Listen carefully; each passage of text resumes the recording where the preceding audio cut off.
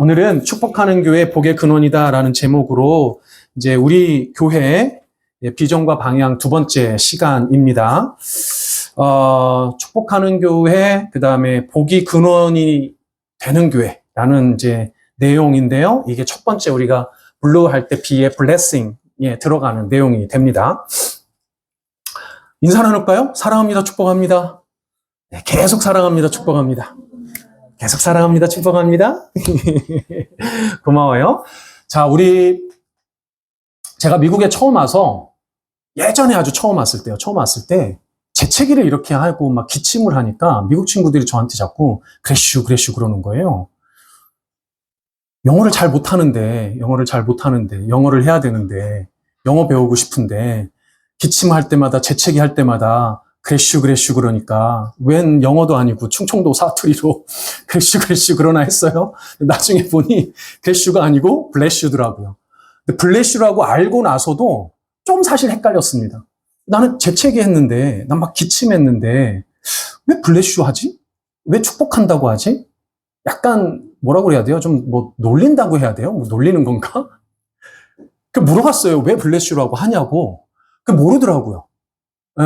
그래서 예전에 한번 찾았다가 이런 내용이었지라고 그랬는데 뭐 잘 또 기억이 안 나가지고 이번에 준비하면서 다시 찾아봤어요. 막 찾아봤는데 정설은 없더라고요. 혹시 여기서 미국에서 제일 오래 사신 분 혹시 제임스 형제님인가요? 혹시 아세요? 왜 블레스라고 하는지?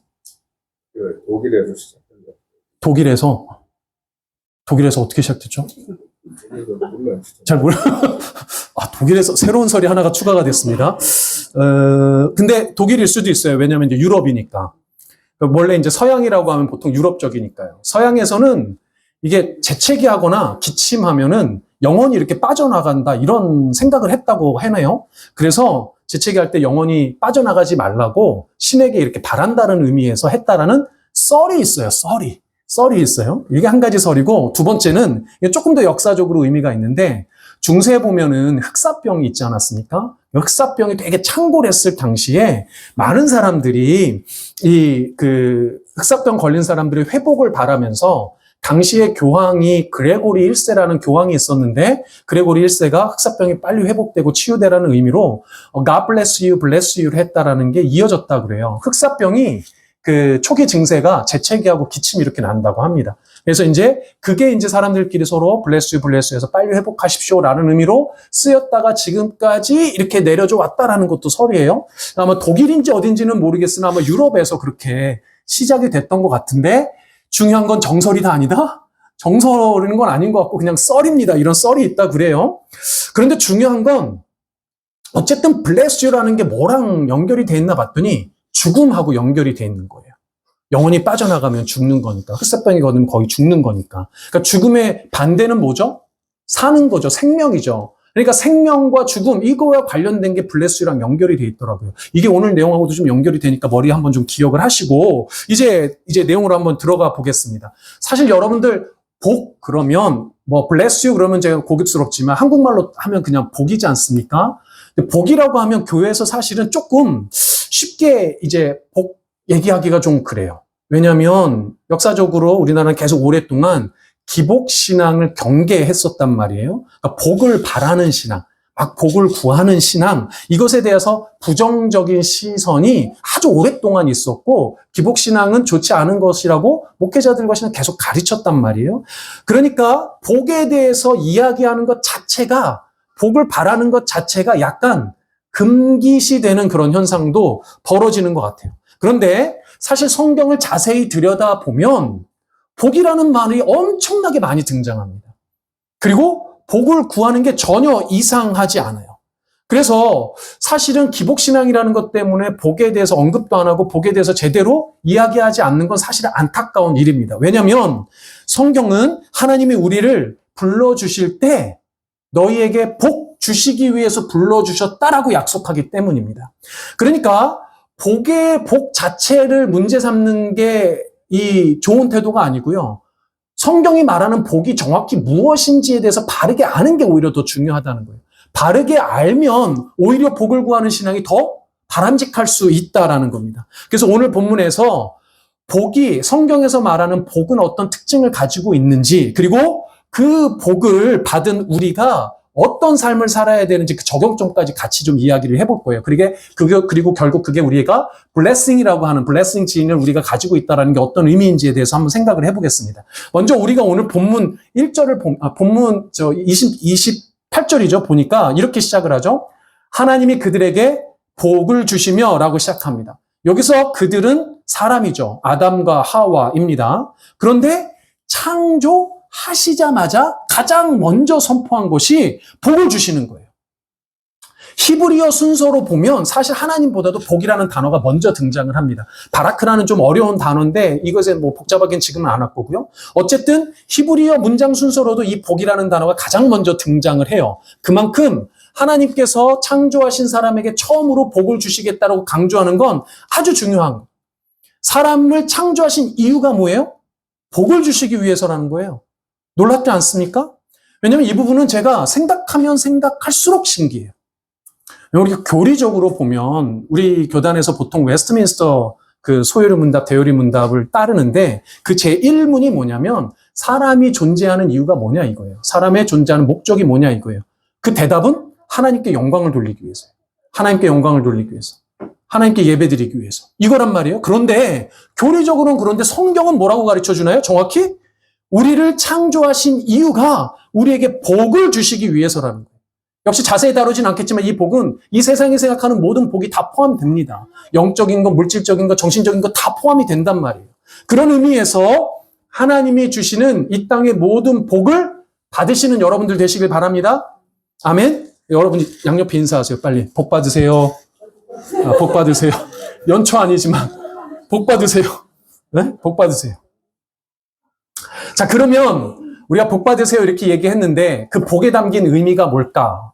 복에 담긴 의미가 뭘까? 첫 번째 이 복은 화목해 하시는 삼위 하나님의 공동체성이 담겨져 있습니다. 좀 어려운 말인데 어떤 말이냐면 이런 말이에요. 26절에 오늘 보니까 하나님이 세상을 6일 동안 창조하시면서 마지막으로 사람을 창조하시는 장면이 시작되는 장면 26절입니다. 26절 우리가 다 같이 읽어볼까요? 시작! 하나님이 이르시되 우리의 형상을 따라 우리의 모양대로 우리가 사람을 만들고 거기까지요. 여기 보니까 우리는 보통 하나님의 형상이라고 알고 있는데 그 하나님의 형상을 정확히 오늘 뭐라고 그래요? 우리의 형상이라고. 저기에 우리는 누굽니까? 바로 삼위 하나님이세요. 그러니까 우리가 닮은 하나님의 형상이라고 할 때 그 하나님은 성부 하나님의 한 하나님이 아니고 삼위의 하나님이 어우러진 하나님입니다. 하나님께서 이 땅을 창조하실 때도 삼위 하나님이 화목해 하심으로 화목해 하시는 일로 공동체로서 창조하셨고 우리를 빚으실 때는 특별히 삼위 하나님의 어우러진 그 공동체성, 그 화목해 하시는 공동체성의 근거한 현상이에요. 그러니까 창조 원리 자체가 그렇다는 거예요. 인간은 혼자 잘 먹고 잘 살라고 지어진 존재가 아닙니다. 서로 함께 화목하고 어울리라는 의미로 만들어진 존재예요. 인간의 창조 원리 자체가 삼위 하나님의 화목하신 그 어울림이 담긴 형상과 모양대로 창조가 된 거예요. 그래서 남자만이 아니라 여자도 함께 창조하셨죠. 서로 어울려 하나가 되라고 그렇게 창조하신 거예요. 마치 삼위 하나님께서 일체를 이루신 것처럼 이처럼 하나님이 주시는 복의 개념도 언제나 함께라는 공동체성을 지향하고 있습니다. 교회는 하나님의 자녀, 복받은 자녀들이 함께 모이는 공동체를 이루는 공간이 교회이고 그 복도 이 공동체 가운데 주어지는 복이라는 거죠. 두 번째는 하나님의 복은 늘 뭐랑 연결이 되어져 있냐면 생명과 연결이 되어져 있어요. 오늘 우리가 읽은 본문, 이 읽은 본문에 앞서서 사실은 먼저 복에 대한 언급이 나오는 곳이 있어요. 거기가 어디냐면 22절입니다. 22절에 보면 이렇게 말씀하죠. 하나님이 그들에게 복을 주시며 이르시되 생육하고 번성하여 여러 바닷물에 충만하라 생물도 땅에 번성하라 하시니라. 이때 하나님이 그들에게라고 할 때 이때 그들은 사람이 아닙니다. 이것은 동물들이에요. 물의 동물들, 땅의 동물들, 하늘의 동물들. 그런데 그 동물들에게도 복을 주셨는데 복을 주신다 해놓고서는 우리가 읽었던 28절하고 26절하고 동일하게 등장하는 세 단어가 있어요. 뭔가요? 다 생명과 연결이 되어 있는데 20절, 21절에도 생물, living creature라고 되어 있죠. 그리고 세 가지 단어가 반복되게 나옵니다. 뭐예요? 생육하라, 번성하라, 충만하라 세 단어입니다. 이 세 단어는 모두가 다 살아있는 생명체의 특징이에요. 이 히브리어로는 각각 파라, 라바, 말레라는 동사들인데 생육이라는 단어는 뜻이 자손을 낳다, 열매를 맺다라는 살아있는 생물이 자손을 낳는 거잖아요. 번성하다라는 단어도 커지다, 성장하다, 증가하다 이것도 생물의 특징입니다. 충만하다라는 이 단어도 어떤 공간을 채울 뿐만 아니라 시간적으로 완성이 된다는 의미예요. 시간적으로 완성이 되어지고 공간을 채운다는 의미입니다. 그러니까 세 가지 단어가 다 뭐를 뜻하냐면 살아있는 생명체가 가지고 있는 특징들이에요. 결국 하나님이 주시는 복의 핵심 중에 하나는 살아있는 생명이라는 거예요. 그래서 여러분 아까 말씀드린 대로 흑사병이라든지 뭐 이런 거 재채기할 때 bless you 할 때 다 생명하고 연결이 돼 있잖아요. 이걸 우리가 직관적으로 이렇게 알고 있는 겁니다. 그러니까 성경은 전체가 다 복의 개념은 늘 생명하고 연결이 돼 있어요. 우리에게 생명 주신 것 자체가 복이라는 말입니다. 그래서 정말로 살아있는 복받은 생명체라면 어때야 돼요? 생육해야 됩니다. 번성해야 됩니다. 충만해야 된다는 거예요. 정말 살아있는 생명이라면 자기 자신만 사는 것으로 멈추면 안 되는 거예요. 자신만의 생명이 아니라 다른 생명으로 향해야 합니다. 생명이 생명을 낳는 거예요. 생명을 살리는 겁니다. 이 생명의 복의 특징이 세 번째 특징으로 이어지는데 그게 뭐냐면 세 번째로 하나님이 주신 복은요. 멈추지 않아요. 반드시 흘러가게 돼 있습니다. 이 생명의 복은 다른 사람에게 전달돼 있다는 거예요. 우리 자녀를 이제 낳아보신 우리 분들, 우리 뭐, 얘나 우리 이나 막, 생명력이 넘치잖아요, 지금? 네. 생명이 넘치죠. 우리 아이들 태어나면 뭐라고 불러요? 막 우리 할머니, 할아버지, 뭐 강아지, 뭐 내 새끼라고도 하지만, 아이고, 이 복둥이 이러잖아요. 그쵸? 그리고 할아버지, 할머니가 막 힘들게 계시다가도 우리 손주들, 손녀들 보면 뭐라고 말씀하십니까? 내가 너 때문에 산다, 내가 너 때문에 산다 그러잖아요. 마른 고목과 같은 노인분들도 이 아이들과 함께 있으면 이 생명력 넘치는 아이들과 함께 있으면 그 생명을 전달받는 거예요. 그래서 뭐라고 그래요? 내가 너 때문에 산다라고 그러는 거예요. 산다. 너 때문에 산다. 여러분들 때문에 여러분들 주위의 사람들이 살기를 소망합니다. 네. 여러분 다 복둥이 되시기를 소망합니다. 아멘. 그 정확한 이야기가 성경에 어디 있냐면 창세기 12장에 있어요. 창세기 12장 2절에서 3절에 보면 아브라함을 하나님이 부르시고 아브라함에게 복을 주시는데 그 복을 이렇게 설명을 합니다. 우리 같이 읽어볼까요? 시작. 내가 너로 큰 민족을 이루고 내게 복을 주어 내 이름을 창대하게 하리니 너는 복이 될지라. 너를 축복하는 자에게는 내가 복을 내리고 너를 저주하는 자에게는 내가 저주하리니 땅의 모든 족속이 너로 말미암아 복을 얻을 것이라 하신지라. 할렐루야. 너무 신기하지 않아요? 두 가지가 너무 신기해요. 첫 번째는 너는 복이 될지라 그럽니다. 오늘 설교 제목이 부제목이 복의 근원이라. 복의 근원이라. 똑같은 말이에요. 너는 복이 될지라. 야, 근데 여러분들 생각해봐요. 이거 누구한테 약속하시는 복이에요? 아브라함에게. 아브라함이 어떤 인물이에요? 여러분들은 믿음의 조상이라고만 외우죠? 근데 아브라함은 가만 그 일생을 보면 완전 실수투성이. 완전히 뭐 쪼잔한 인물. 완전히 뭐 별로예요. 아브라함의 인생 자체가 사실은. 아브라함이 잘 살아서 믿음의 복을 받은 게 아니라 사실은 하나님께서 아브라함을 선택해 주시고 아브라함을 끌고 가셨으니까 그나마 그렇게 살았지. 그런데 그 아브라함에게 뭐라고 그래요? 너는 복이 될지라 그럽니다. 네가 복의 근원이라고 말씀하세요. 뭐라고 말씀하시는 거예요? 땅의 모든 족속이 너로 말미암아 복을 얻을 거라고 이야기합니다. 그럼 아브라함을 통해서 하나님께서 복을 얻는다고 말씀하시는 거예요. 물론 세상 모든 복의 궁극적인 근원은 누구세요? 하나님이십니다. 그거는 뭐 너무나도 분명한 사실입니다. 그러나 그리스도인이라고 하는 것은 복의 근원이신 하나님이 이제 내 안에 사는 거예요. 갈라디아서 2장 20절의 말씀처럼 이제는 내가 사는 것이 아니요 내 안에 그리스도께서 사시는 거예요. 하나님이신 그리스도가 복의 근원이신 그리스도가 내 안에 사는 것은 곧 내가 복의 근원이 되어진다는 겁니다. 내 안에 넘쳐나는 생명의 그 복이 흘러 넘쳐서 내 삶이 복의 근원되는 삶이 된다는 거예요. 그러니까 당연히 참된 그리스도인들이 모인 교회는 세상 모든 복의 근원이 되는 교회가 되는 게 맞습니다. 사랑하는 여러분, 우리 교회가 그런 교회가 돼야 되는 거예요. 복의 신학이라는 책이 있습니다. 권율 목사님이라는 분이 쓴 책인데 나온 지 얼마 안 된 책인데 이번에 한국에 잠깐 제가 들어갔을 때 봤던 책입니다. 그 책에 이런 글이 있습니다. 천국은 이미 시작되었다. 죄의 권세를 꺾으신 그리스도의 부활을 기점으로 이 땅의 천국, 하나님 나라가 본격적으로 시작되어 확장되고 있다. 그 중심에는 성령님이 주관하시는 교회가 있다. 교회는 복의 실체인 복음을 담지하는 영적 공동체다. 따라서 마지막 문장 함께 읽겠습니다. 시작. 교회는 하나님의 복을 다시 한번. 자, 시작. 교회는 하나님의 복을 세상에 흘려보내는 위대한 사명을 지닌다. 믿으시기를 바랍니다. 사랑하는 여러분, 저는 우리 교회가 이런 교회가 되길 소망합니다. 세상을 축복하는 교회가 되었으면 좋겠어요.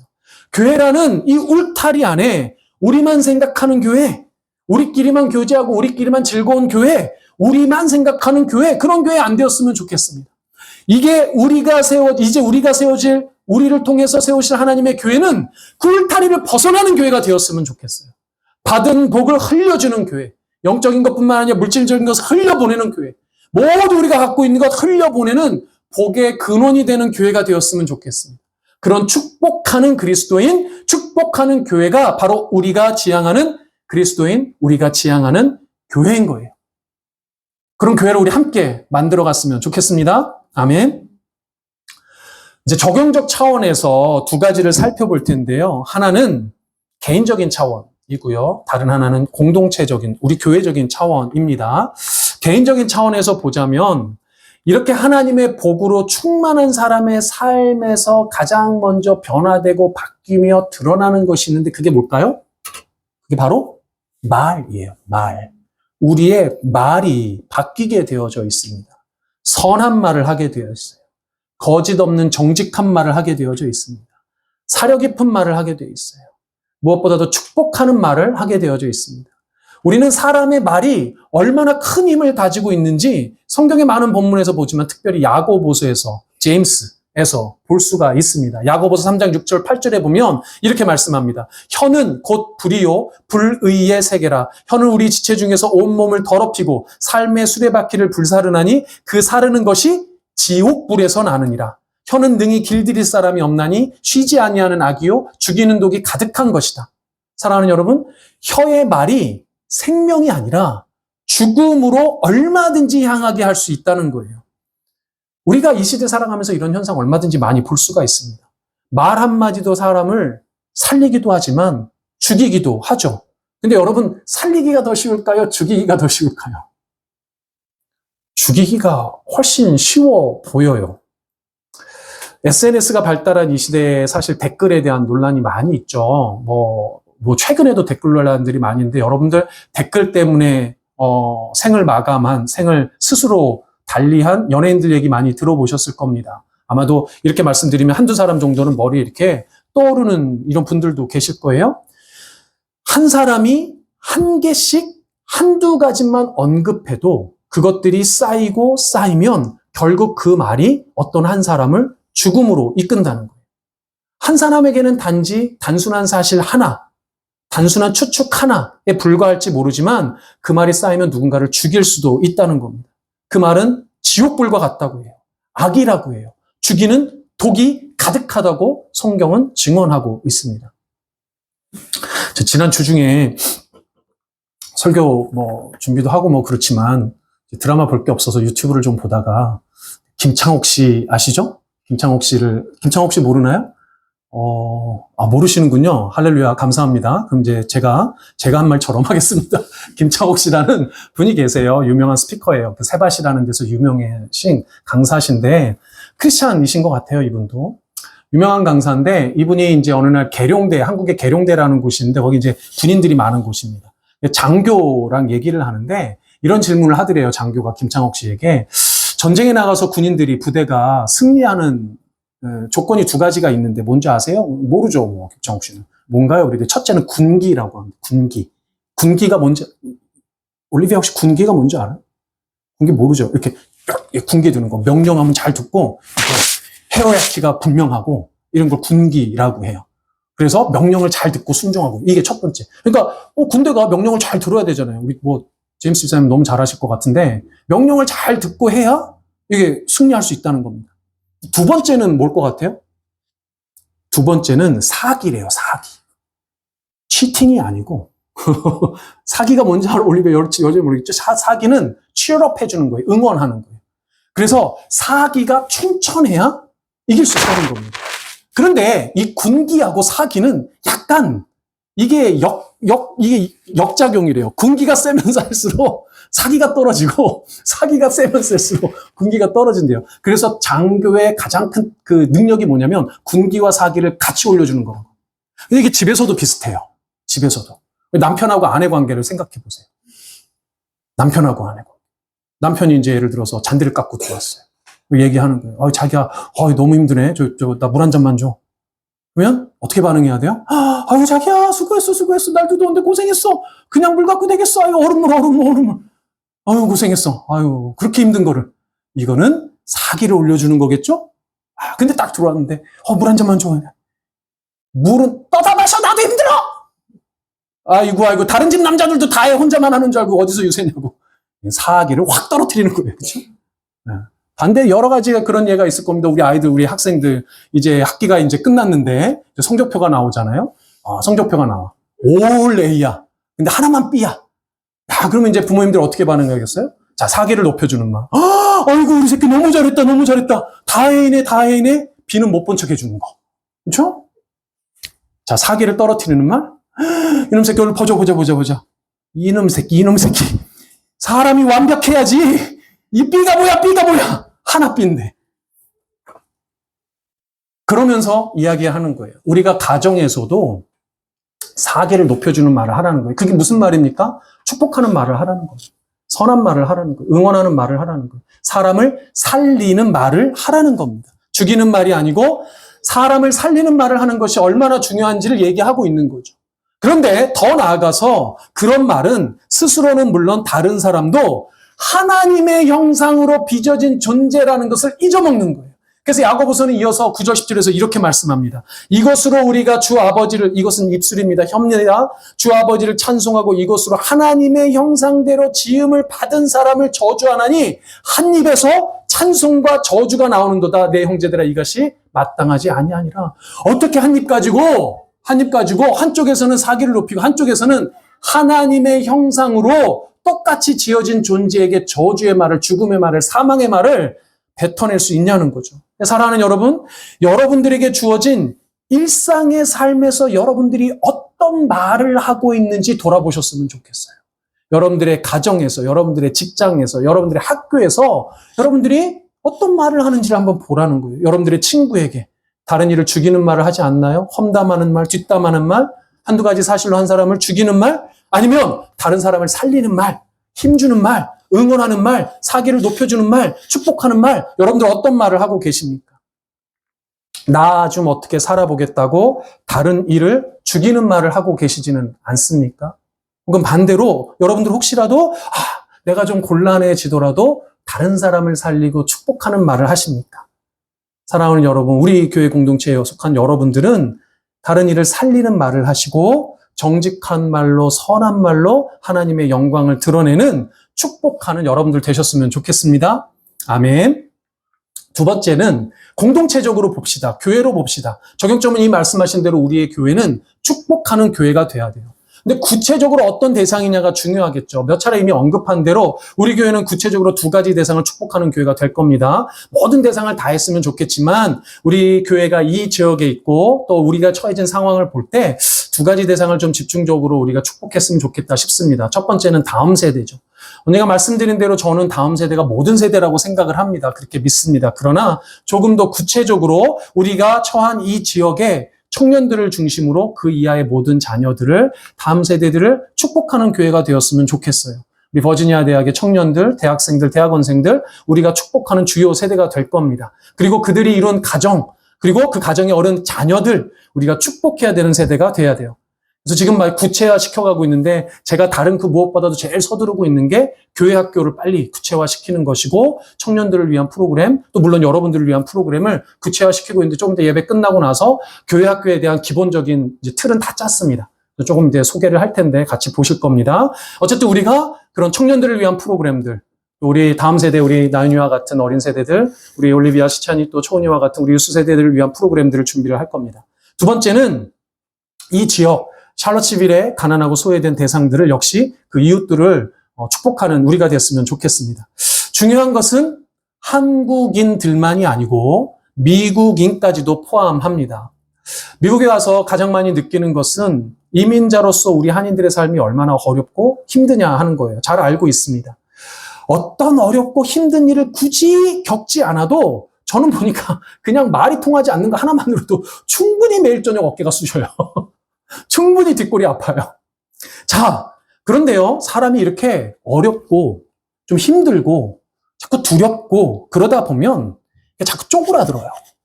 쪼그라들다 보면 시야가 어떻게 됩니까? 좁아집니다. 시야가 좁아져요. 점점 나 자신을 보게 되고 내 가족만 보게 되고 내가 속한 공동체만 보게 되는 거예요. 그러니까 내가 우선인 거죠. 우리 가족 챙기는 게 우선이에요. 우리 공동체가 우선이에요. 여러분들 가만히 생각해 보세요. 한인 사회가 다 그랬을 겁니다. 한인 가족들이 다 그랬을 거예요. 이민자분들이 다 그랬을 겁니다. 그거 자체를 탓하는 건 아닙니다, 물론. 그러나 너무나도 자연스럽게 우리만 생각하다 보니 우리에게 조금이라도 손해가 가해지고 우리에게 조금이라도 피해가 오면 우리가 견디지를 못하는 거예요. 너무 상처들이 큰 겁니다. 근데 우리가 그것을 벗어나야 하는 것 같아요. 여러분들 뒤집어 생각해 보십시오. 뒤집어 생각해 보면 우리가 이 땅 가운데서 누린, 이 미국이라는 땅에서 누린 혜택이 또 얼마나 많아요? 가만히 생각해 보면 우리가 이 땅에 지금 이 어려움 가운데도 사는 이유는 이런 혜택들 때문 아니에요? 이런 혜택들 때문에 미국에 아무리 힘들어도 여전히 살고 있는 거 아닙니까? 그런 의미에서는 우리도 이제는 이 지역의 공동체, 이 지역 사회를 돌아봐야 하는 거예요. 우리 시야를 좀 더 넓혀야 하는 것 같아요. 그래서 이 지역과 이 나라를 위해서 우리가 받은 복을 흘려보내야 합니다. 그 중에서도 특별히 좀 어렵고 힘들게 사는 이웃들에게 손을 내밀어야 됩니다. 그런 공동체가 되었으면 좋겠어요. 물론 다 할 수는 없겠죠. 저에게 먼저 마음 주셨던 게 언제가 말씀드린 대로 미혼모들이에요. 싱글맘들이에요. 영라이프라는 단체가 아주 크게 있습니다. 뭐 지역에도 있는 거로 알고 있어요. 저는 저희가 조금 이제 자리 잡히고 규모가 되고 안정이 되면 이 단체를 돕는 적극적인 그런 우리 클럽을 만들었으면 좋겠습니다. 그 다음에 다른 여러 청소년 지역 단체들, 환경 단체들도 좀 보았으면 좋겠다라는 마음도 있습니다. 그렇게 우리가 좀 우리의 복을 흘려보내면 우리가 쪼그라드는 게 아니라 우리 어깨가 펴질 겁니다. 우리가 정말 자부심을 느낄 거예요. 이 땅 가운데 이민자의 삶으로서 쪼그라드는 삶이 아니고 위축되는 삶이 아니고 당당한 그리스도인의 삶으로 살 수 있으리라 믿습니다. 아멘. 그럼 우리가 구체적으로 그들을 어떻게 축복할 것인가? 요거는 다음 시간에 이제 할 거예요. 그게 라이트닝과 어퍼링에 연결이 돼 있는 겁니다.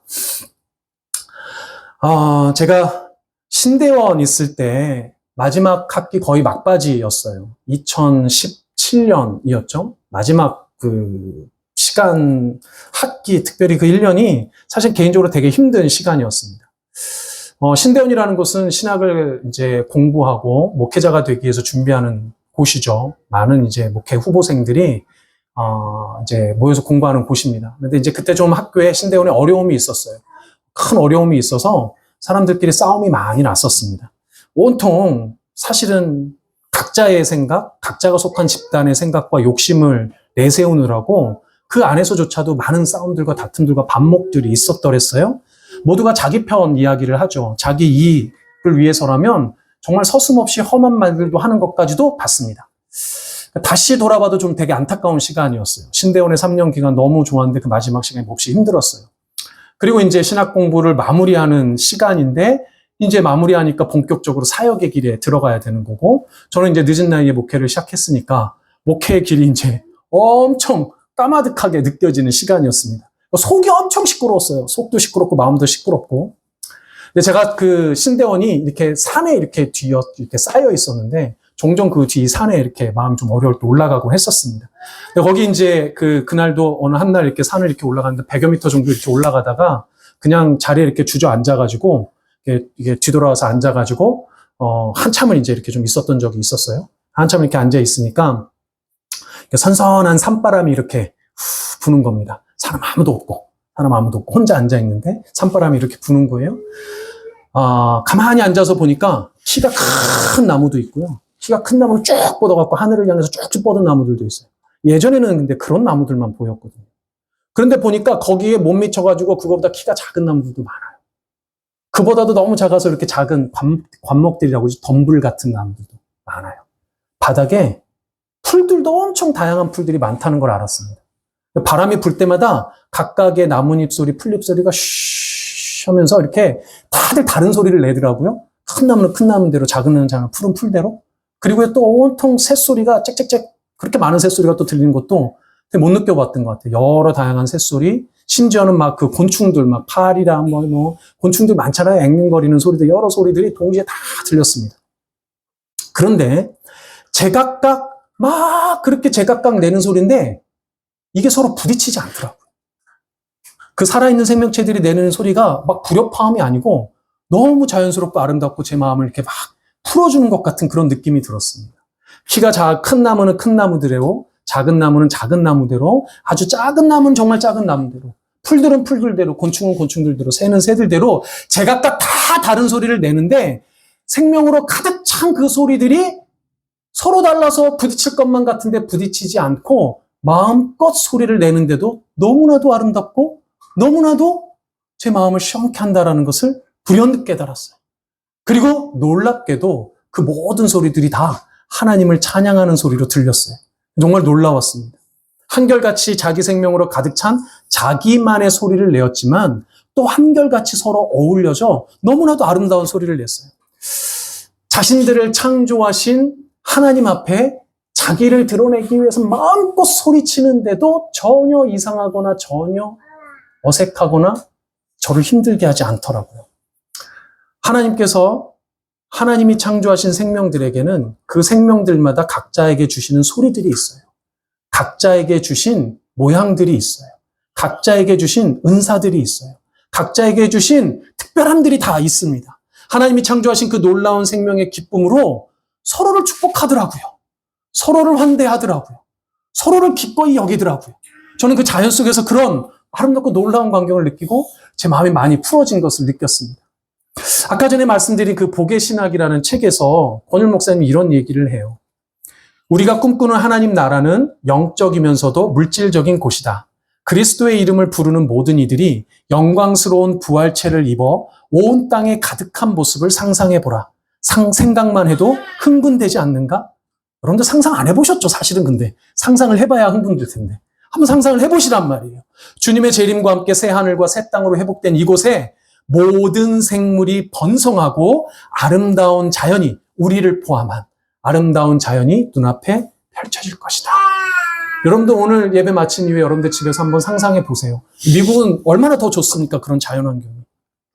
사랑하는 여러분, 저는 우리 교회도 우리의 인생도 삶도 이래야 된다라고 믿습니다. 우리가 서로도 다르죠. 키도 다릅니다. 외모도 다 달라요. 잘하는 것도 다르고 못하는 것도 다릅니다. 우리 모두가 그러나 하나님의 형상으로 빚어진 소중한 존재라는 사실은 분명해요. 그 하나님의 형상으로 하나님께서 생명 주신 그 복둥이인 우리가 서로를 축복하는 것은 너무나도 당연한 일입니다. 그것만으로 우리는 이미 축복받은 인생이에요. 서로의 인생을 축복해야 되는 의무가 아니라 그런 권리가 우리에게 있어요. 다른 사람을 살릴 수 있는 권리가 우리에게 있단 말입니다. 우리가 지향하는 공동체는 바로 그런 공동체예요. 어느 누구든지 무시받으면 안 됩니다. 우리 작은 아이들아도 무시하면 안 돼요. 우리가 어떤 사람도 가난한 사람도 수혜받으면 안 됩니다. 미움받아서는 안 돼요. 누가 오든지 우리는 축복해야 합니다. 이미 말씀드린 것처럼 특별히 우리는 다음 세대 귀한 청년들, 우리 청소년들, 우리 어린아이들을 축복해야 합니다. 그리고 이 도시에 있는 많은 불신의 영혼들, 생명을 구하고 있는 생명에 갈급한 그 영혼들, 가난하고 소외된 계층들을 우리가 축복해야 돼요. 그런 우리 교회가 되기를, 그런 그리스도인들이 여러분들 되시기를 주님의 이름으로 축복합니다. 아멘.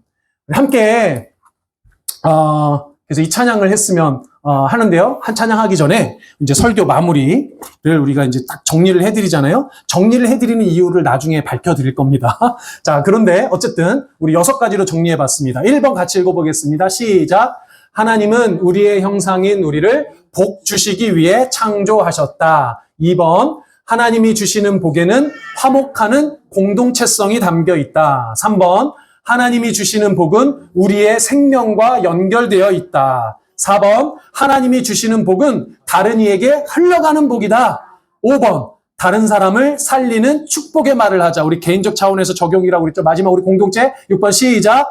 다음 세대와 가난하고 소외된 이웃을 축복하는 교회가 되자. 아멘. 그런 교회가 되자는 마음으로, 결단하는 마음으로 우리 야곱의 축복 함께 찬양하겠습니다.